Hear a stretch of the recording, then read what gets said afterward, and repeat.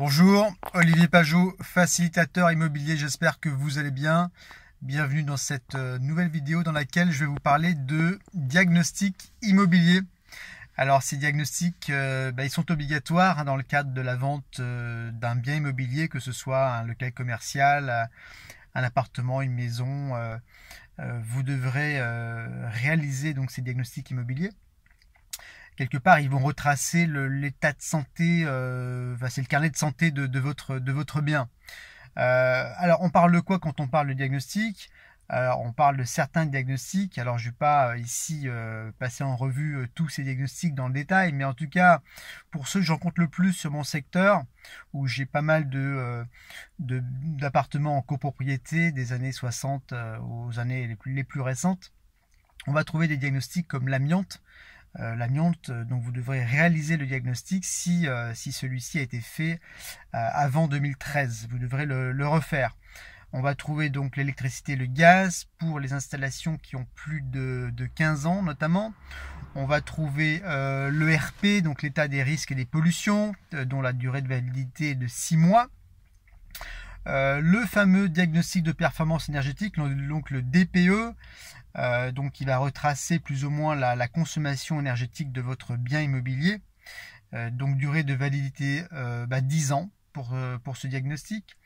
Et puis également vous avez la surface Carrez, alors qui n'est pas réellement lui-même un diagnostic, mais voilà, lorsque votre diagnostiqueur viendra chez vous, il serait judicieux de lui faire réaliser donc la superficie Carrez de votre bien. Donc voilà pour les principaux diagnostics. Il y en a d'autres, mais je ne vais pas passer en revue ici dans cette vidéo. On a le plomb, les termites, mérules, etc. Alors, c'est un diagnostiqueur immobilier habilité, formé, qui viendra chez vous, qui passera 1h30, 2 heures dans votre appartement et qui vous donnera donc le dossier technique donc à l'issue de sa venue. Le coût généralement il est compris entre 100 et 300 euros, en tout cas pour les appartements. Pour les surfaces plus grandes, sur des maisons, etc., ça peut coûter un peu plus cher, mais généralement ça coûte moins de 300 euros. Si vraiment ça vous coûte plus cher, écoutez, mettez en concurrence des diagnostiqueurs. Ou sinon, une petite astuce, demandez à votre conseiller immobilier de prendre à sa charge le coût de ces diagnostics. En tout cas, moi, c'est une prestation que j'offre si je travaille avec mes propriétaires vendeurs sur un certain type de contrat. Voilà, j'offre cette prestation. Voilà, qu'est-ce que je voulais dire d'autre? Donc, ah oui, alors ce qui est important aussi, c'est le timing pour les faire, hein. Donc, faites-les lorsque vous avez pris la décision de vendre votre bien immobilier. Faites ces diagnostics tout de suite. N'attendez pas que de signer un compromis ou de le faire 2-3 jours avant le compromis. Non, faites-les tout de suite. L'objectif, encore une fois, étant de donner le plus d'informations à vos futurs acquéreurs. Comme ça, voilà, ils vont savoir exactement pourquoi ils achètent. Ils auront tous les tenants et aboutissants avant de se positionner sur votre bien. Il ne faudrait pas qu'ils découvrent le jour du compromis la teneur des diagnostics. Il faut anticiper cela. Voilà.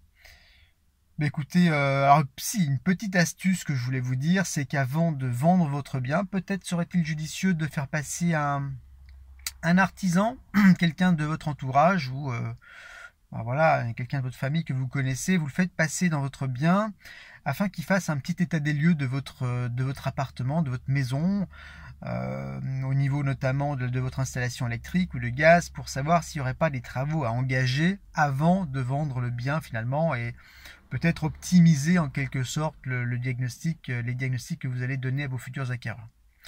Voilà, ça c'était la petite astuce. Si vous souhaitez plus d'informations sur ces diagnostics, écoutez, contactez-moi, laissez-moi un petit message, un petit commentaire. Mettez un petit pouce bleu si vous avez aimé cette vidéo, si vous voulez que je continue à faire ce type de contenu.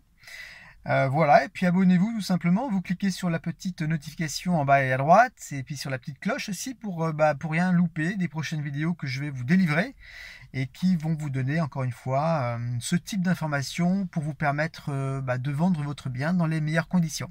Voilà.